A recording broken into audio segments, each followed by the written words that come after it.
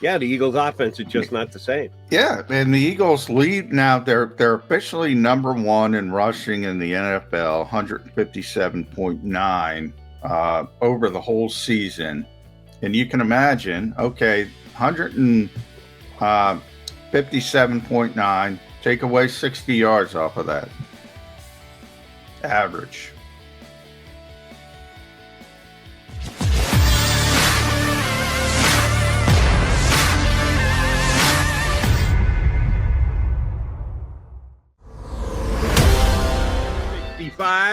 You got Mac and Mac guys, Jody McDonald and John McMullen, getting ready for what turns out to be a pretty damn big game for the Philadelphia Eagles come Sunday when they have to go back up the Turnpike to take on the New York Jets. And J-Mac is a different situation than maybe any this year. And we demark this year because this is Nick Sirianni's first year. So we've never had Sirianni and his staff dealing with what they're going to have to deal with today. Rebounding. Yes, they beat the Falcons week 1, but then they kind of leveled off. Then they hit the skids. Then they showed improvement by running the football. And it actually won 2 straight games before facing off the Jets. And that was a disappointing loss. So I would say this is the biggest rebound game the Eagles have had to play this year, which is a little different than getting ready for every game. They have not faced it before this year. Why should Eagle fans think that this team, coached by this guy and his staff, can do what they have to do this week to go up the Turnpike and beat the Jets? Well, I'm not sure they should. I've leaned on, and I don't want to foreshadow too early in the show, but I think most people know where I'm going to go as far as predicting the game. To me, it's not even about the X's and O's, the coaching staff. We had Brian Costello on yesterday, and he mentioned the first time the Eagles played the Jets, and Joe Namath is, planning to go, and all of a sudden, pregame warm-up, hurts the knee, and something called Al Woodall is in there, I believe the name was. I don't know. It was Al Woodall, yeah. He was Joe Namath's backup. I remember that. And so it started, and over the ensuing 48 years, for whatever reason, the Jets have never beaten the Eagles. It doesn't happen that often. I understand it has nothing to do with Robert Saleh. It certainly has nothing to do with Zach Wilson. The vast majority of the players in this game weren't even here for the Luke Falk game, which was the last time the Eagles beat the Jets. But I think you want Robert Stack to explain this game. Unsolved mysteries. The Eagles are going to beat the Jets because the Eagles always beat the Jets. And it might be a crazy bounce of the football. It might be something weird. It might be a pregame injury. But until I see that happen, I can't even get anything else. The Eagles are beating the Jets because the Eagles always beat the Jets. As far as bounce back. So what you're saying is all I have to do is show up. All you have to do is show up. Ooh. They're beating the Jets. Be careful, Mac man. Nah, I don't believe in jinxes. Yeah, every fan. No, you're going to jinx them. There's no such thing. But as far as obviously that's a little bit of tongue in cheek, but I am serious. They're going to win them because they're going to win the game because they always beat the Jets. But as far as the coaching staff and a bounce back, look, you can have a better opponent to bounce back against. Maybe Houston. Maybe there's only a few teams in the conversation to be the worst team in football. Unfortunately, it is Jody Mack week. I feel for you, brother, but this is not a good football team. So, from a standpoint of being more talented, the Eagles should also win the game from that perspective. And while I do agree the Eagles are a more talented roster than the Jets, they're a more talented roster than the Giants, too. That's true. And that's true. We don't have to really the best reach team back. Doesn't always win. Right. We don't have to reach back into the recesses or our memory to remember when the Eagles lost to a team that they were more talented than. It was exactly 5 days ago in that same exact stadium where they'll be toiling on Sunday. It isn't just take the two rosters, put them next to each other, measure them against each other, and circle one. If it were that easy, then the Eagles would beat the Jets by double-digit points, and you'd move on to the next week, which is a bye week. And we've never had a Nick Sirianni team going into a bye week as well. You noted yesterday here on the show that Wednesday they went walkthrough rather than a full practice. They had what I assume was a full practice yesterday, and you were down there for part of it. It seemed like any of the post practice interviews, anything I read as far as quotes go, they seem to be handling the loss well and seem to be in a good mindset. Could you pick that up at the short amount of time that you had to view practice yesterday? Yeah, I mean, I did. A couple of us were standing there shooting the breeze. There seemed to be a lack of juice. I will say that. But it's in interconference SPO. It's not this time of year, and it's after the bye. You see, obviously, it's all NFC East. Last week was NFC East, and all of a sudden, you got in the middle.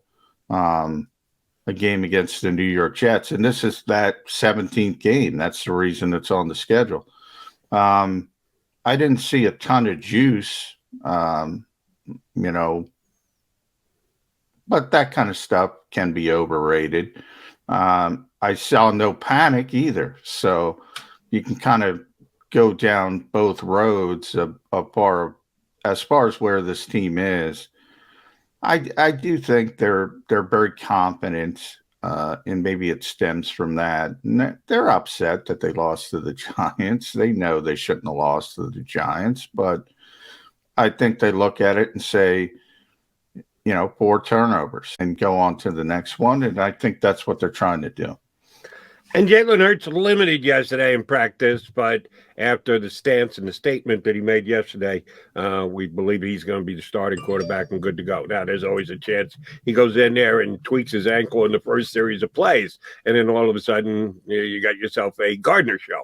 But we don't know that until it happens. But he is the injury that we've kept our closest eye on. It was good to see Miles Sanders back in there. He spoke to the media yesterday, said he's perfectly fine and good to go. But Jordan Howard has not made it back out onto the field just yet. And oh, by the way, Boston Scott has not practiced either the walkthrough on Wednesday or yesterday's practice because of illness. Now, if it was COVID related, I think they would have been obligated to report it that way. So he's got something else, flu related or whatever else. Didn't know that still existed, but here we are. That you can actually get sick and not have COVID in 2021. All of a sudden, the Eagles' running game, which we believe they will probably attempt to lean more heavily on than they did in the first half last week against the Giants, it's got to come into question with a couple of the key members not being a given to play as of Thursday before a Sunday game. Are we right back to week one that it's Miles Sanders, Kenneth Gainwell, Boston Scott watches from the sidelines, and Jordan Howard is somewhere up in a booth watching from above? Well, I do think Jordan Howard's not going to play. So I do think he's out of the equation, and it makes some sense. With the bye week coming up, you have the extra week, and hopefully you get him up to speed for the final 4 games in division, as I said. Johnny, if you don't mind me interrupting, I'm going to ask you a question off that. Are the Eagles in a position to even have that mindset? Well, we've got the bye week, so let's see if we can give them the extra week. Aren't they like desperate to win here? They are. They are. And I was going to say that probably if Jordan Howard was healthy, they'd be doing the same thing with Miles Sanders. And they let him rest through the bye week, but they can't. So Miles is going to play, and you could hear some doubt in his voice. To me, it's not about starting with Miles Sanders. He's going to start. Is he going to finish? Is he going to be able to finish the game with his ankle? If Jordan Howard were healthy, I think they'd be doing the same thing with Miles Sanders. I don't think they can do the same thing with both. And that's where the sense of urgency is. Miles will be up and he'll be out there and he'll try to go. Ultimately, I think Boston Scott's going to play, but that's just, he doesn't have COVID. So Whether it's a flu or something. Many players have played through the flu over the years. He might not be 100%, but I think he's going to play. So I think you're going to see a lot of Miles Sanders and Boston Scott, and hopefully Miles Sanders can finish the game. And that's the bigger thing with all those guys. But I think the biggest, and by all those guys, I mean Jalen Hurts and Jason Kelce, because they're going to play too. But are they going to finish? Are they going to be able to finish the game? I would say of the three, I would say I'd be most concerned about Miles Sanders. Understood. So if their running attack is what it is as far as health goes, you're prognosticating that Jordan Howard won't be good to play. Miles Sanders will. Boston Scott will. So it'll be Scott and Sanders and mixing a little Kenny Gainwell coming out of the backfield for an attempt at a pass or two. Still going to run for 200. I'll take the under on the Eagles. I'm going the under for the reason, though, different reason. Not because of the running backs, because of the quarterback. If Jalen's not 100%, right, that's the problem. That's the problem. You're not necessarily getting his 60 or 70, which accounts for a lot on the way to a 200-yard rushing day. Yeah, I don't think that's happening for that reason. And oh, by the way, I think the Jets will be stout enough against the run. I don't think the Eagles will just pound it down their throats the way they did the Lions and some of the other teams. I don't think the Jets are going to stop them.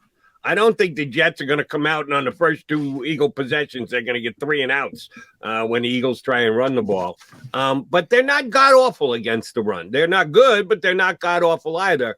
So it comes down to a question of to run or not to run. That is the question. How much does Nick Sirianni get back to leaning on the run, which you're right, includes, I don't know how many Jalen Hurts direct run calls that he's going to factor in, but Sanders and Scott and maybe a little Gainwell mixed in. Last week, I think they tried to open things up a little bit, at least in the first half. They thought coming in, all right, we're better than the Giants. We don't have to just stick to this. We can have a more balanced offense. We can throw the ball a little bit more. Didn't quite work out in the first half. Didn't work out in the second half either, truth be told. Jalen Reagor can't catch. But there was, I think, a little bit more of a return, and they were, I think they're kind of lucky. Well, but then again, the Giants offense stinks. The game was still within their grasp, but they second half starts, you can come right out and do exactly what you do because of the scoreboard. It tells you that you can do just that. So it wasn't a good overall game for the Eagles offense anyway you slice it. Did they come in looking to do more like they did against the Lions and have a 70-30 pass to run ratio for Sunday? Yeah, I think, that's their understanding now that they're a running team, shall we say. I mean, there's no doubt about it at this point, but I do think, again, you used the Lions game as an example. Well, what was the score of that game? 44-6? What I forget. 44-6. Well, well, of course. You and oh, by the way, I don't want to tip your hand. I checked all your Philly voice guys with their predictions on the game. Nobody has it close. John McMullen might have the guy who actually has it closer than any of the others. So that's why I used the Lion game as an example. Bunch of our media compatriots are saying, well, the Eagles just have to show up and go out there on the field and the game's as good as over, because when Eagles and the Jets play, it's a foregone conclusion. The Eagles will win it. Yeah, well, and I'm on that train, but I do think it'll be a little bit closer. And I didn't even check what everybody else predicted, but to be honest, but from the standpoint of last week's game, because I think there's this narrative that the Eagles completely changed.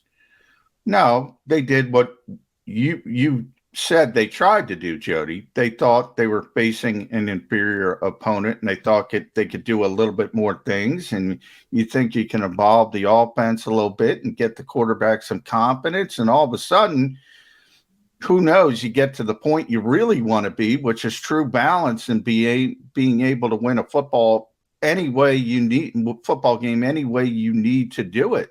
That's what they were trying to do. And ultimately, it didn't work. It didn't work for a lot of reasons. Early, the decision making of Jalen Hurts was terrible. No question about it. You mentioned at the end of the game, it was Jalen Rager's inability to catch the football.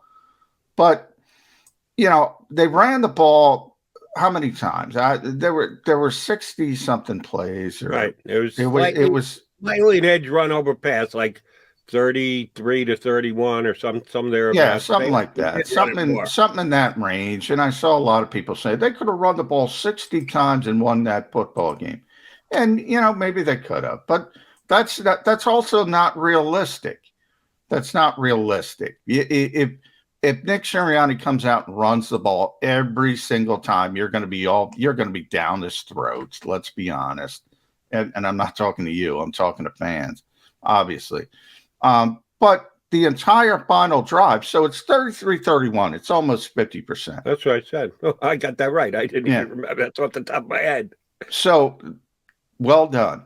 So we look at it almost 50%. Every play on the final drive there, and the desperation drive, is a pass because you're losing the game. So even that is skewed. They were far more run heavy than pass heavy for even most of that game. So that will continue because they can't throw the ball. Now, the one knuckleball to that is Jalen Hurts' ankle. What if he can't run the ball? And that's what we had the discussion earlier in the week that is now in the rearview mirror. Maybe you think about it. If he's not 100%, if he can't add that 65 to 75 yards of rushing,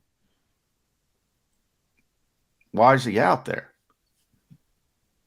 Well, because they're not just going to throw Gardner Minshew in. If they're prepping Jalen Hurts to be their starting quarterback, way back on Monday, you and I talked about this, that what happens if Hurts can't go? That we were hearing, he played in pain in his ankle. When you get off the field and the adrenaline stops flowing, all of a sudden ankles swell up. There's a chance Jalen Hurts might not play. By the time we got to Wednesday, Jalen Hurts let us all know, oh, no, I'll be good to go.